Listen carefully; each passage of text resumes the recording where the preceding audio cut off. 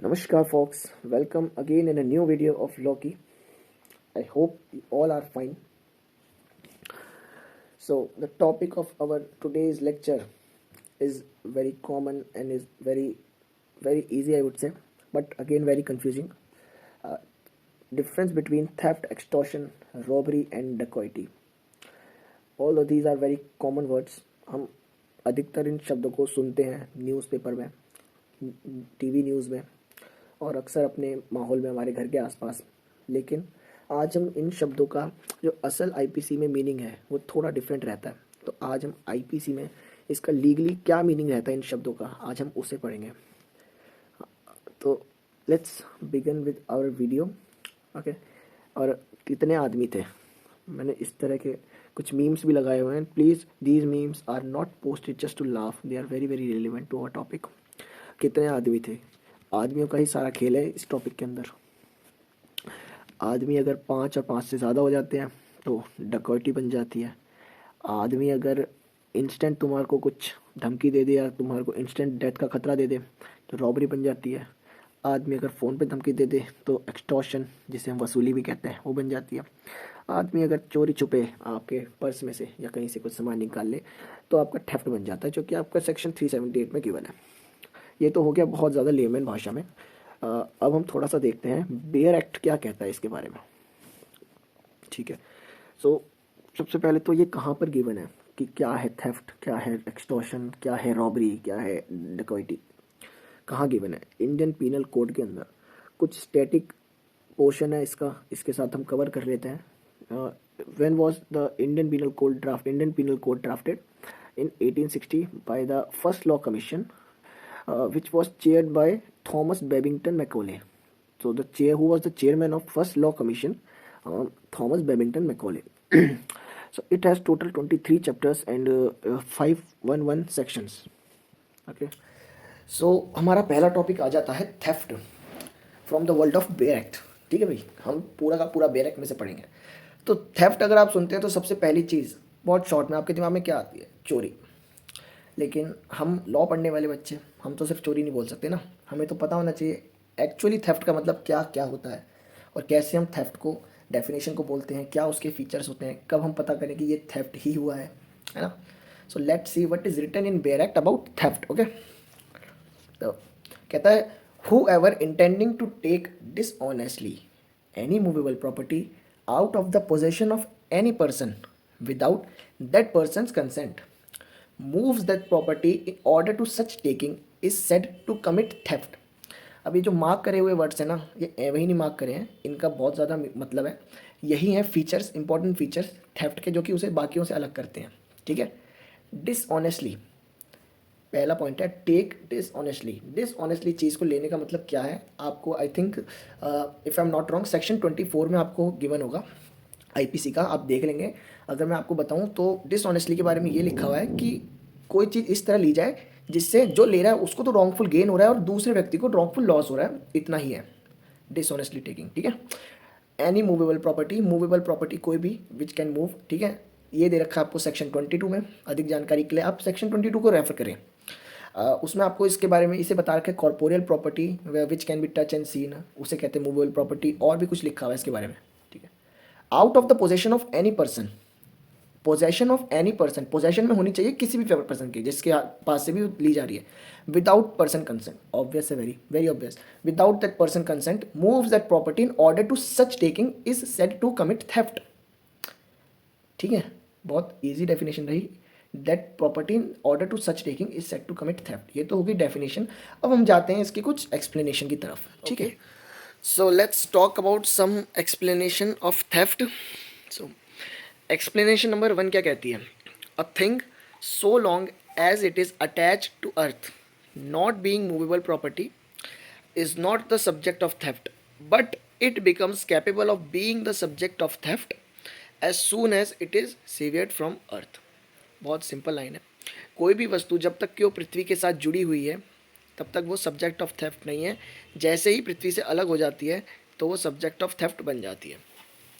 For example आपके पेड़ जब तक पृथ्वी के साथ जुड़े हुए हैं तब तक उसे कोई चुरा नहीं सकता, ऐसा माना जाता है। बट जैसे ही पृथ्वी से अलग हो जाते हैं, सीवर्ड फ्रॉम द अर्थ, जैसे ही वो हो जाते हैं तभी से वो चोरी के लिए कैपेबल हो जाते हैं, ठीक है। और आपका आयरन पिलर हो गए, जब तक वो पृथ्वी के साथ जुड़े हुए हैं तब तक वो सब्जेक्ट ऑफ थेफ्ट नहीं है, बट जैसे ही वो पृथ्वी से अलग हो जाते हैं then they become subject of theft, ठीक है। एक्सप्लेनेशन नंबर 2 बिल्कुल सेम है एक्सप्लेनेशन नंबर 1 के, कहता है a moving affected by the same act same act हो गया ऊपर वाला, which affect the severance may be theft, ठीक है। इसमें तो कुछ भी समझाने वाला नहीं है, ठीक है। एक्सप्लेनेशन नंबर 3 क्या कहती है, a person is said to cause a thing to move by removing an obstacle which prevented it from moving और by separating it from any other thing as well as by actually moving it.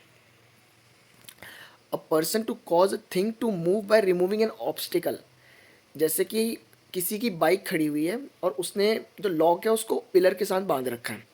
अब कोई बंदा direct bike तो चोरी करके लेके नहीं जाएगा, उससे पहले लॉक तोड़ना पड़ेगा।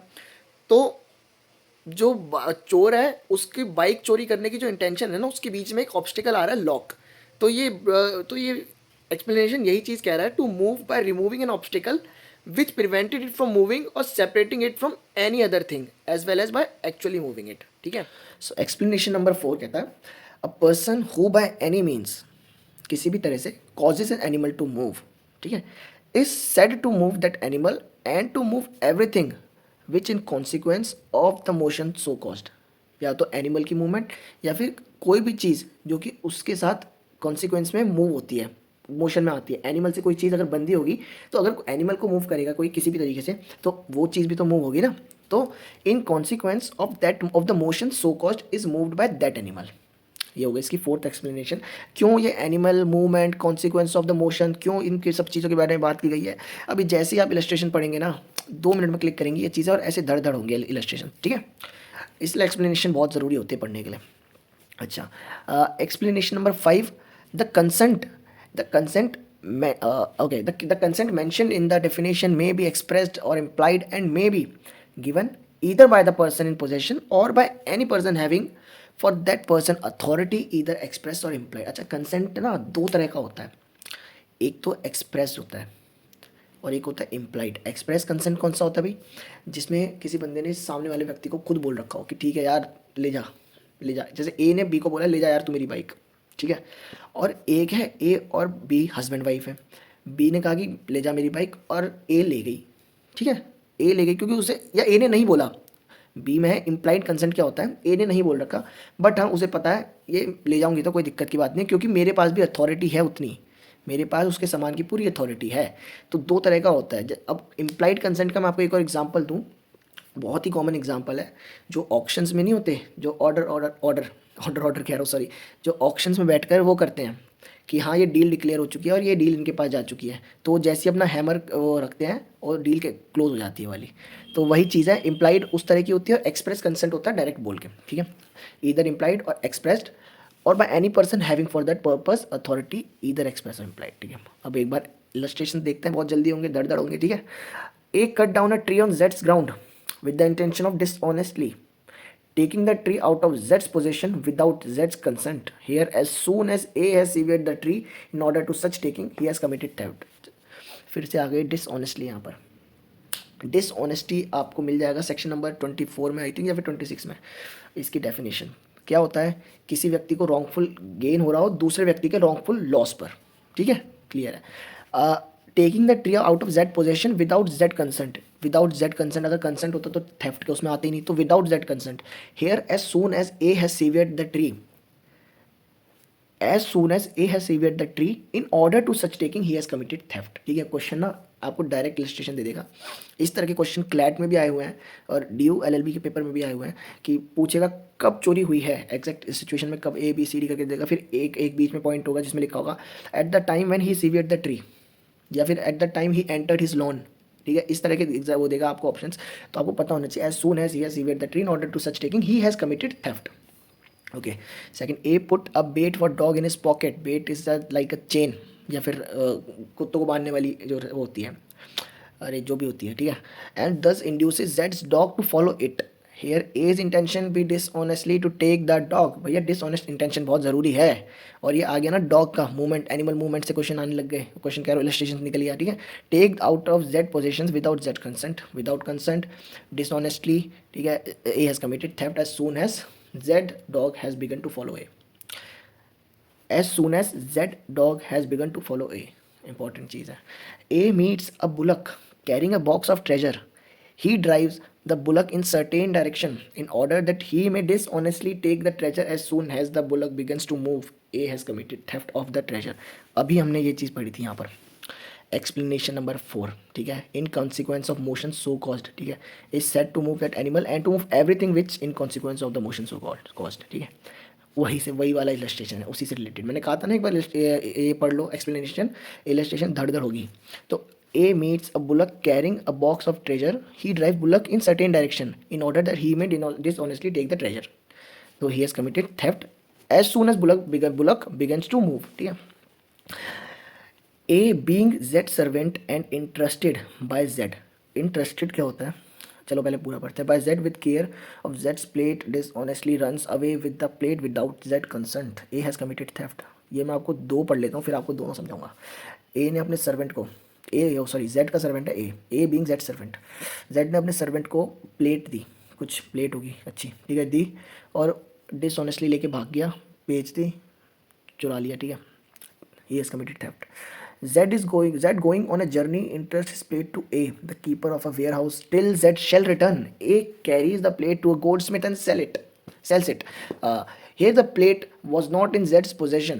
It could not therefore be taken out of Z's possession, and A has not committed theft, though he may have committed criminal breach of trust.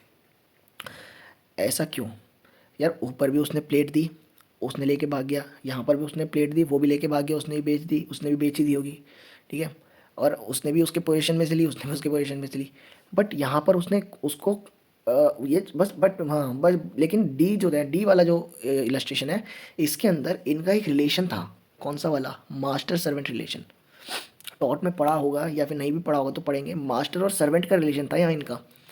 तो इसीलिए यहाँ पर आएगा ए हैज़ कमिटेड थेफ्ट, बट नीचे यहाँ पर एक वेयर हाउस कीपर था, वो वेयर हाउस कीपर था सिर्फ, उसने उसको दी थी कि मैं आ रहा हूँ, तब तक के लिए से अपने पास रखना, मैं आके वापस ले लूँगा।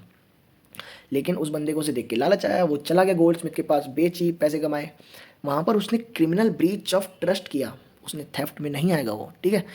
ये सबसे इंपॉर्टेंट पॉइंट है कि यहाँ पर इसका जो रिलेशन है मास्टर और सर्वेंट का रिलेशन है, और यहाँ पर ऐसा कोई रिलेशन नहीं है, जस्ट एक बाहर का बंदा है, वो जा रहा था। अब यहाँ पे वेयर हाउस कीपर की जगह वॉचमैन भी हो सकता है, ठीक है, या हाउस सिक्योरिटी गार्ड भी हो सकता है, कुछ भी हो सकता है। अच्छा, हाउस सिक्योरिटी गार्ड अगर होगा, अगर जनरल वॉचमैन होगा कोई, तब तो उसके साथ क्रिमिनल ब्रीच ऑफ ट्रस्ट आएगा, but house security guard again master और सर्वेंट का रिलेशन हो जाता है, तो वही वाला होगा कि थेफ्ट कमिट होगा उसमें भी, ठीक है। ये दो कंप्लीट हो गए। अब एफ कहता है A finds a ring belonging to Z on table in the house which is occupied here the ring is in जेड्स position and if A has dishonestly remove it commit theft. ये तो बहुत बहुत simple है, ठीक है। A find ring lying on high road not in possession of any person, not in possession of any person. Theft में बहुत important है फीचर कि पोजेशन में होना चाहिए, बट यहाँ पे पहली कहती है नॉट इन पोजेशन, तो थेफ्ट तो होगा नहीं भैया, क्या होगा देख लेते हैं। A by taking it commit no theft though he may commit criminal misappropriation of property.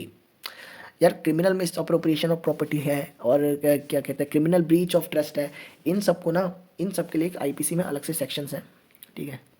Criminal misappropriation of property से तो इस साल क्वेश्चन भी एक आया था, I don't remember the question, but आया था, मुझे इतना पता है, ठीक है। इन दोनों के लिए अलग सेक्शंस हैं, आप उस पर जाएंगे और इस वीडियो के बाद उसके सारे इलस्ट्रेशंस पढ़ेंगे, और बिलीव मी बिल्कुल टफ नहीं है, बहुत ईजी रहेगा। आपको इनका मतलब पता चल गया ना, कुछ भी नहीं रहेगा उन्हें पढ़ने में। यहाँ पर थेफ्ट नहीं था क्योंकि उस बंदे को रिंग पड़ा मिला रोड पर, उसने उठाई, किसी की पोजीशन में नहीं थी, उठाई रख ली, लेकिन फिर भी उसने क्राइम करा है, क्योंकि उसका अधिकार बनता था कि वो जाकर किसी पब्लिक अथॉरिटी को रिंग दे, या फिर उस बंदे तक उस चीज़ को पहुंचाने का प्रयास करे।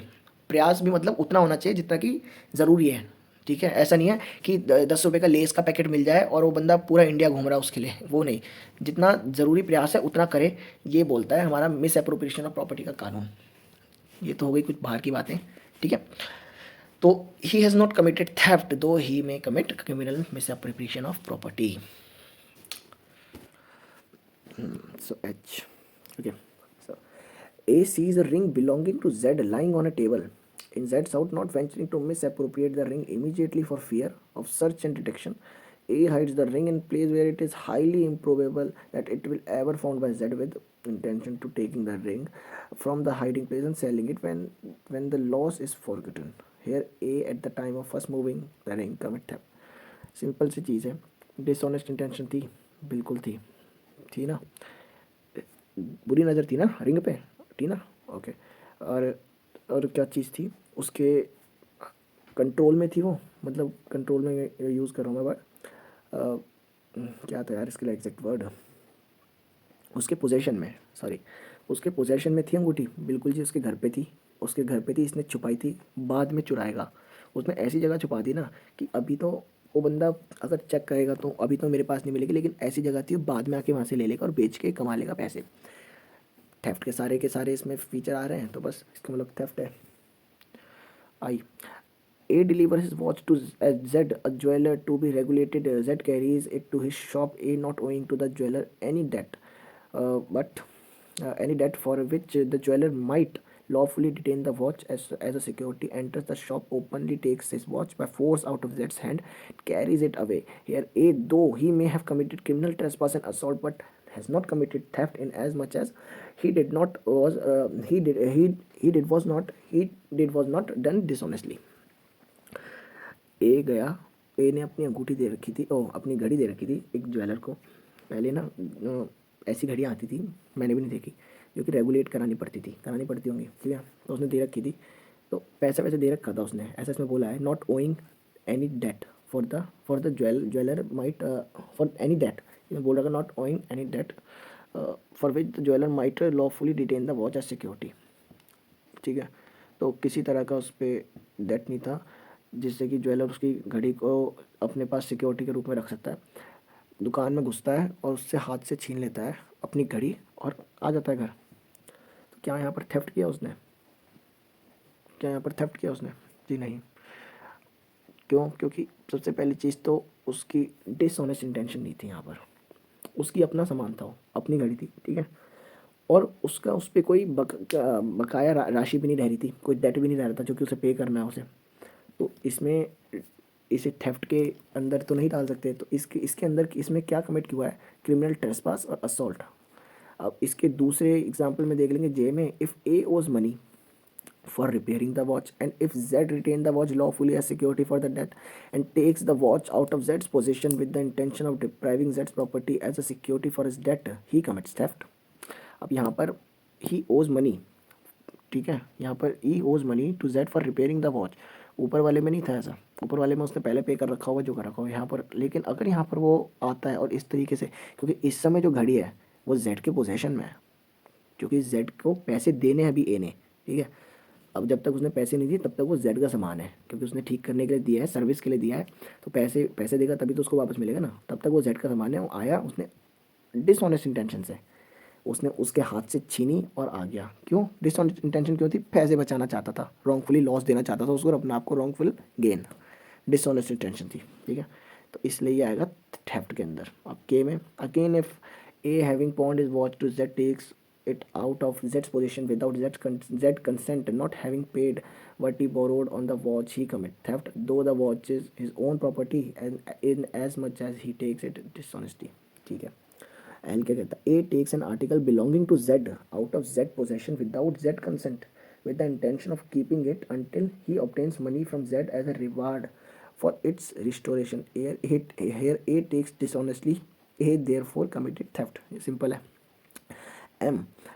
A being on friendly terms on Z goes to Z's library in Z absence and takes away a book without Z express consent for the purpose merely of reading it. ठीक है भैया. तो गए उसकी लाइब्रेरी में, गए, दोस्त है, किताब ले ली, चोरी करने के इरादे से नहीं, पढ़ने के और वापसी देने के इरादे से.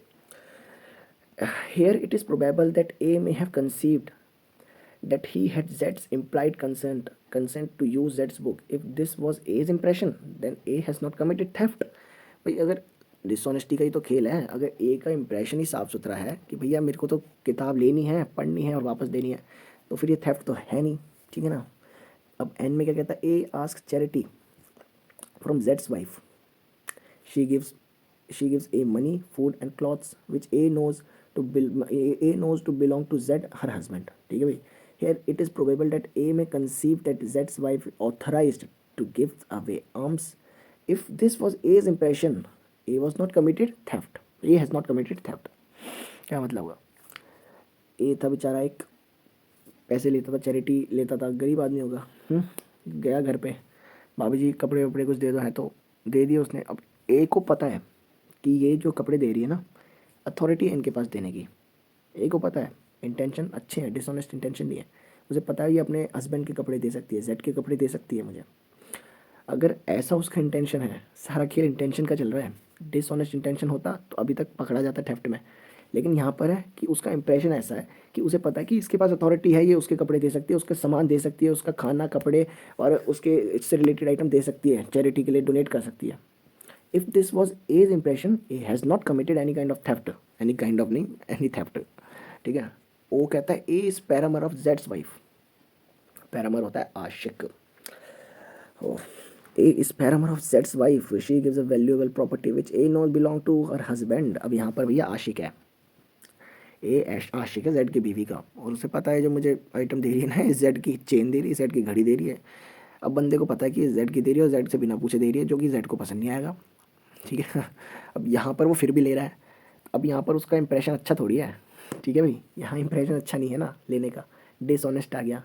तो if this was A's impression, sorry, if A takes the property dishonestly he commit theft.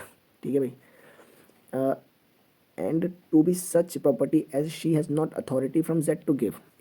If A takes that property dishonestly, he commit theft. अगर A तब भी वो प्रॉपर्टी लेता रहता है, सामान लेता रहता है ना, तो थेफ्ट के अंडर आएगा. तो इसी के साथ हमारा थेफ्ट हो चुका है कंप्लीट. अब हम आ चुके हैं एक्सटॉर्शन पे. तो एक्सटॉर्शन खुलते ही हमारे सामने वसूली भाई की फ़ोटो आ गई है. इससे काफ़ी ज़्यादा क्लियर हो जाता है कि एक्सटॉर्शन का मतलब क्या होता होगा. बिल्कुल वसूली ही मतलब होता है. फ़ोन करके धमकी नहीं देते, मेरे को इतना पैसा भिजवा दे वरना तेरा ये हाल कर दूंगा, वही होता है. एक बार हम इसकी डेफिनेशन पे आ जाते हैं.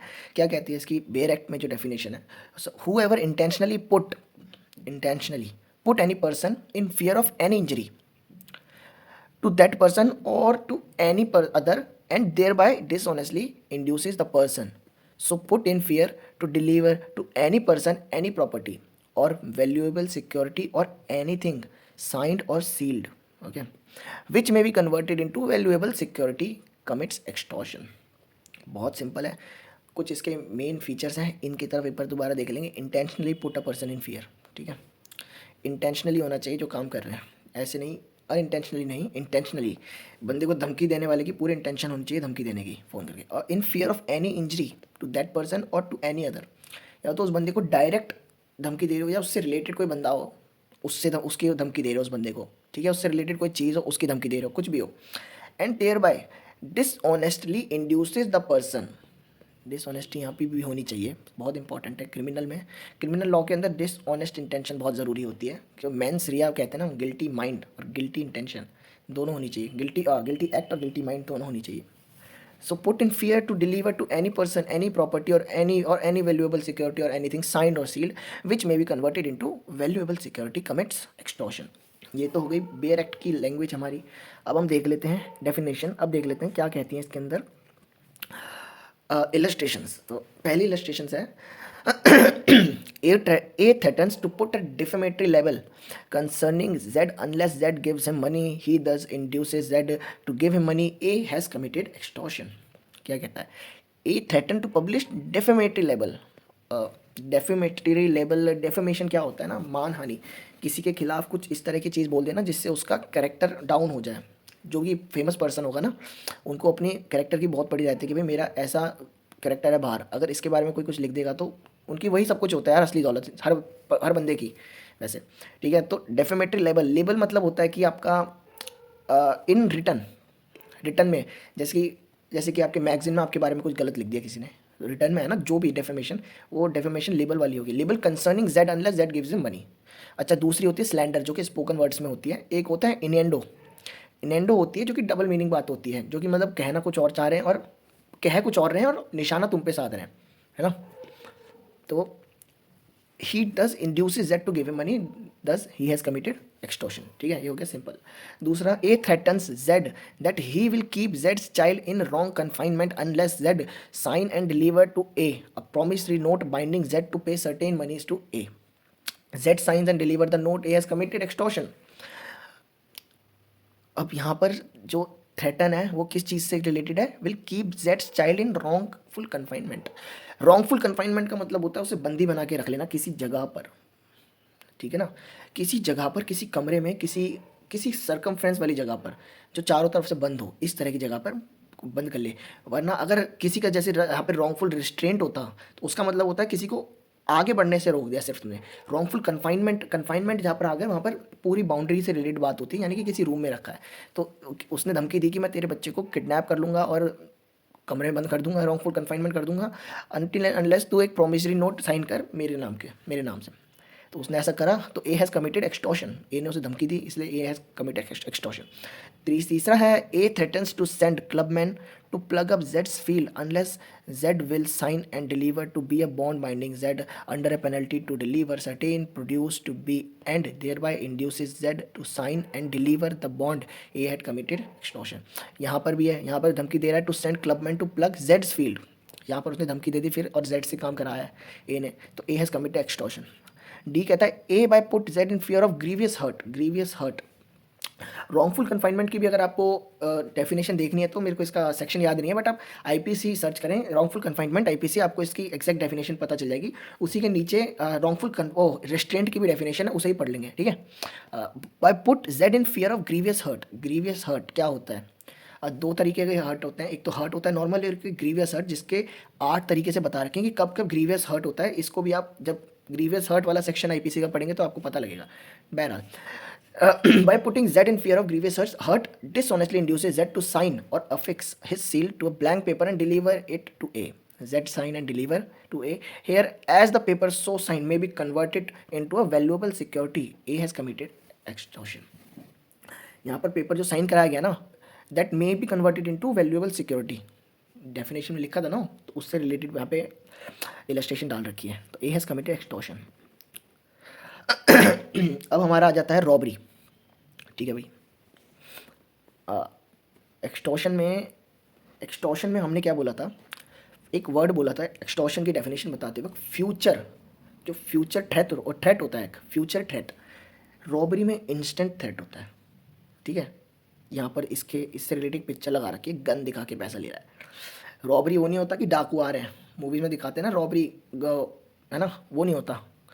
वेब सीरीज़ वगैरह में दिखा देते कईयों में रॉबरी हो रही है, भैया आए डाकू आ रहे हैं ले जा रहे हैं सामान उठा के, वो रॉबरी नहीं। इंस्टेंट अगर तुमने किसी को गन दिखा के कहीं भी ले लिया, या इंस्टेंट खतरा है, चक्कू दिखा दिया पैसा ले लिया, that will come under robbery. so in all robbery there is either theft or extortion। सारी रॉबरी में या तो थेफ्ट होगा या एक्सटॉर्शन होगा, ये ज़रूरी है, ठीक है। व्हेन थेफ्ट इज रॉबरी, अब इसको पढ़ेंगे एक बार। Theft is robbery if in order to committing of the theft और इन कमिटिंग द थेफ्ट और इन कैरिंग अवे और attempting to carry away property obtained by the theft the offender for that and voluntarily causes or attempt to cause any person death or hurt or wrongful restraint or fear of instant death or instant hurt or of instant wrongful restraint, that will come under robbery of that will come under when theft is robbery, ठीक है। और when extortion is robbery if the offender at the time of committing of the extortion is in the presence of the person put in fear, अगर उसी समय fear उसमें डाल दे, उसे खतरे में डाल दे, उसे कोई जिस टाइम वो पैसा वसूली करने गया है, एक्सटॉर्शन करने गया है, उसी समय कह दे बंदूक रख के, at that time extortion is robbery, ठीक है। And commits the extortion by putting that person in fear of instant death, instant hurt, वही सारी बातें। इंस्टेंट रॉन्गफुल रिस्ट्रेंट होता सामने से रोक लेना, गन दिखाई, तुम जा रहे हो, किसी ने गन दिखाई रोक ली, that is wrongful restraint to that person और to some other person and by so putting in fear induces the person, so put in fear then and there to deliver up the thing extorted, ठीक है भाई। अगर theft के दौरान instant death या फिर instant hurt या फिर इंस्टेंट रॉन्गफुल रिस्ट्रेंट का खतरा हो जाए तो थेफ्ट इज़ रॉबरी, और जब एक्सटॉर्शन के करते समय करते तो एक्सटॉर्शन इज़ रॉबरी, ठीक है। अब इससे रिलेटेड ये क्या कहता है, इसमें एक एक्सप्लेनेशन भी दे रखी है। The offender is said to be present if he is sufficiently near to put the other person in fear of instant death, of instant hurt or of instant wrongful restraint. ठीक है, वही बात आ गई। Illustrations पे आ जाते हैं। ये सारी इलस्ट्रेशंस आपके बेयर एक्ट में दे रखे हैं, जैसा कि मैंने बोला था आपको कि अपने साथ बेयर एक्ट लेके बैठे। बेयर एक्ट किया तो आप फोटो कॉपी करा लें। सबकी मत कराओ, जो आपके रिलेटेड वो हैं, रिलेटेड आपके जो एग्ज़ाम रिलेटेड सेक्शन है इंपॉर्टेंट, क्योंकि पूरी आईपीसी पढ़ने का कोई सवाल नहीं बनता। तो जो इंपॉर्टेंट सेक्शंस हैं आपको मिल जाएंगी, बहुत सी वीडियोज़ हैं यूट्यूब पे कौन कौन से आपको कवर करने चाहिए, उनके करा लो सिर्फ। ठीक है, वरना फ़ोन में आईपीसी की ऐप खोल लो, अगर खोल सकते हो, अगर दूसरी स्क्रीन पर पढ़ रहे हो किसी, फ़ोन में खोल लो, है ना, कुछ भी करके यार, लेकिन बेयर एक्ट को खोल के उसे पढ़ो और इनको शॉर्ट में लिखो, नोट्स में ना शॉर्ट में लिखो। A holds Z down and fraudulently takes जेड्स मनी एंड, अच्छा ये फ्रॉडुलेंटली की भी डेफिनेशन दे रखी है, उसको भी देख लेंगे आईपीसी में। Takes Z money and jewels from जेड्स क्लॉथ विदाउट जेड कंसेंट। ठीक है भाई। Here A has committed theft, and in order to committing that theft, he has voluntarily caused wrongful restraint to Z. A has therefore committed robbery. जा रहा था, ए जा रहा था, ओ जेड जा रहा था, ए ने उसे दबाया नीचे को, ऐसे करके होल्ड डाउन करा और फ्रॉडुलेंटली उसके पैसे जेवर वेवर सब कुछ निकाल लिए। तो जाते हुए बंदे को रोका तो रॉन्गफुली रिस्ट्रेंट करा। ठीक है, और थेफ्ट करा, और थेफ्ट के लिए उसने रॉबरी क्यों बोला जाएगा, क्योंकि थेफ्ट के लिए उसने फोर्सफुली रिस्ट्रेंट करा उस बंदे को रुकने के लिए, और उसको इंस्टेंट हर्ट करा, इंस्टेंट हर्ट दिया और फोर्सफुली रोका। ठीक है, होल्ड्स डाउन जेड। ठीक है, होल्ड्स जेड डाउन। ठीक है, ओके। सो बी कहता है A meet Z on high road, shows a pistol and demand Z purse. Z in consequences surrender his purse. Here A has extorted the purse from Z by putting him in fear of instant hurt and being at the time of committing the extortion in his presence. A has therefore committed robbery. Simple है, road पे जा रहा है, pistol दिखाई, पैसे demand करे, तो simple सी बात है यार, उसको रोक रहा है, रॉन्गफुल रिस्ट्रेंट, इंस्टेंट हर्ट, सबका खतरा है, और सामान लूट रहा है तो रॉबरी के अंदर आ जाएगा। ठीक है, ए मीट जेड एंड जेड्स child on the high road. A take the child and threaten to filling it, threatens to filling it down a precipice. Okay, unless Z delivers his purse, Z in consequences delivers his purse. Here he has extorted a purse from Z by causing Z to be in fear of instant hurt to the child. यहाँ पर Z को direct खतरा नहीं हो रहा। ठीक है, यहाँ पर Z के चाइल्ड को खतरा हो रहा है। उस या तो बंदे को खतरा होना चाहिए था उससे रिलेटेड किसी को। ठीक है, यहाँ पर जेड को डायरेक्ट नहीं हो रहा, बट उसके चाइल्ड को जो उससे रिलेट करता है उसको खतरा हो रहा है, और उसे खतरे में डालकर वो बंदा उससे पैसे लूट रहा है। उसने बोला, ये लिखा है, A take the child and threaten to felling it down a precipice. Precipice यार कोई मानो नुकीली चट्टान टाइप कह देंगे, या पत्थर नहीं होते बड़े बड़े जो थोड़े नुकीले से रहते हैं, ऊपर से फेंक देगा उनके ऊपर। ठीक है, उसने बोला कि A takes the child and threatens to filling it down a precipice unless that deliver his purse. ठीक है, तो A has therefore committed robbery on Z. Okay, अब हम डी देखते हैं। A obtains property from Z by saying your child is in the hands of my gang and will be put to death. इस वाले को ना अच्छे से पढ़ेंगे 2 बार, और जो ये मार्क अलग अलग वर्ड्स कलर कर रखे हैं ना, इनको भी अच्छे से पढ़ेंगे और पहचानेंगे कि ये क्यों ब्लू मार्क कर रखा है, क्यों ऑरेंज मार्क कर छोड़ा हुआ है। Put to death unless you send us 10,000 rupees, this is extortion and punishable as such, but it is not robbery unless Z is put in fear of instant death of child। क्यों भाई, इसमें तो कह रहा है कि your child is in hand of my gang and will be put to death। ये तो instant death हो गया ना, तेरा बच्चा मेरे हाथ में और उसे मार दिया जाएगा।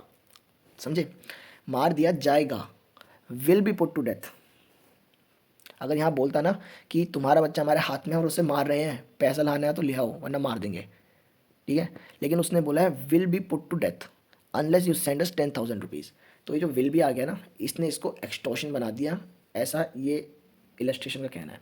ठीक है, अब ठीक है, जैसा इसने कहा है हम विल बी को मान लेंगे। अगर आएगी तो ये डायरेक्ट इलस्ट्रेशन आपकी आएगी। आपको ये वर्ड पकड़ना है यार, छोटे छोटे जैसे मार्क कर रखे हैं ना, अगर आप रिवाइज करते वक्त देखेंगे ना इन वर्ड्स को, तो आपको दिमाग में एकदम बैठेंगे भाई विल बी कह रहा है यार, ये तो एक्सटॉर्शन की बात कर रहा है। ठीक है, fear of instant death of इस चाइल्ड, तो ये एक्सटॉर्शन होगा, ये रॉबरी नहीं होगा। इसी के साथ हमारा रॉबरी की भी समाप्ति होती है। ओके, अब आ जाता है हमारा डेकॉइटी। क्या होता है, रॉबरी कर रहे हैं इतने सारे लोग, देखें लाल लाल कपड़ों में 1 2 3 4 5 6 7 7 चोर गए हैं डाका डालने। अच्छा, क्या कहती है डेफिनेशन, व्हेन 5 और मोर पर्सन्स कॉन्जॉइंटली कमिट और attempt to commit a robbery. ज़रूरी नहीं है कमिट हो, attempt to commit even if they attempt, और where the whole number of person conjointly committing or attempting to commit a robbery and persons present and aiding such commission or attempt। ज़रूरी नहीं जो उस दौरान वहाँ पर उपस्थित है वही, अगर किसी ने फ़ोन करके उनके लिए हथियार भी जोड़े होंगे, है ना, फ़ोन करके कहीं से कि यार तुम सारे जाना चोरी करने, मैं तुम्हारा हथियार इंतजाम करा दूंगा घर बैठे बैठे फ़ोन से, तो एडिंग में आ जाएगा, एडिंग सच कमीशन और attempt amount to 5 or more, every person so committing, attempting or aiding is said to commit dacoity। बहुत अच्छी डेफिनेशन, बहुत इजी डेफिनेशन। जो मार्क वर्ड्स हैं वही इसके इंपॉर्टेंट वर्ड्स हैं। 5 और मोर पर्सन कॉन्जॉइंटली कमिट और अटेम्प्ट टू कमिट रॉबरी, ठीक है, present and adding such commission और अटेम्प्ट, एड भी जो बंदा कर रहा है उसमें हेल्प कर रहा है रॉबरी की, बेशक वहाँ पर डकैती डालने गया नहीं है, चोरी करने गया नहीं है 5 लोगों के साथ, 5 या 10 लोगों के साथ वहाँ चोरी करने नहीं गया उसने, लेकिन उनको गाड़ी का इंतजाम करवा दिया, तुम गाड़ी से जाना गाड़ी से आना, is said to commit dacoity. ठीक है भाई, देख लेते हैं। वैसे डेकॉइटी में इतना ही है यार, इसके इलस्ट्रेशन गिवन नहीं है, इलस्ट्रेशन ऐसे ही बना देते हैं एक, ठीक है। 5 लोग जा रहे हैं, ABCDE और F भी है साथ में, लेकिन F जो बंदा है ना, इन सबको जाना था बैंक को लूटने, तो F जो बंदा है उसने बोला कि यार तुम सारे जाना और ये लो गन और ये लो मेरी गाड़ी, आराम से जाओ और चोरी कर कुरा के वापस आ जाना गन दिखा के, ठीक है। तो ये रॉबरी का भी फीचर है कि गन दिखा के कर रहे हैं, है ना, रॉबरी का भी यही फीचर है कि इंस्टेंट हर्ट या इंस्टेंट फियर है उसमें, तो ये, लेकिन यहाँ पर 5 और 5 से ज़्यादा लोग हैं इसलिए इसे डकैती कहा जाता है। अब इसमें ABCDE इन सबको तो सज़ा डकैती में होगी और F को भी होगी because he was adding such commission, ठीक है। तो इस तरह से सबको सज़ा होगी डकैती के अंदर व्हेन 5 और more person conjointly commits any crime, ठीक है, समझ गए भाई, इज सेट टू कमिट डकैती। इसी के साथ दोस्तों आज की इस वीडियो को हम करते हैं कंप्लीट। अगर इन सब में आपको वैसे तो मुश्किल ही मुझे लगता है कोई डाउट होगा, क्योंकि जितना रुक रुक के मैंने आपको ये समझाया है, बहुत ज़्यादा रुक रुक के समझाया है, ठीक है। अगर फिर भी कोई डाउट हो तो बेझिझक कमेंट कर देना, ठीक है, बेझिझक कमेंट कर देना। और अगर कुछ और आपको कोई टॉपिक कोई चाहिए हो, कुछ भी चीज़, आप उसे भी कमेंट कर सकते हैं। और अगर वीडियो में अभी तक बने हुए हैं तो अभी तक अगर देख रहे हो तो बेकार तो लग नहीं रही होगी, तो इसलिए लाइक कर देना। For further videos please subscribe and thank you for watching. Okay.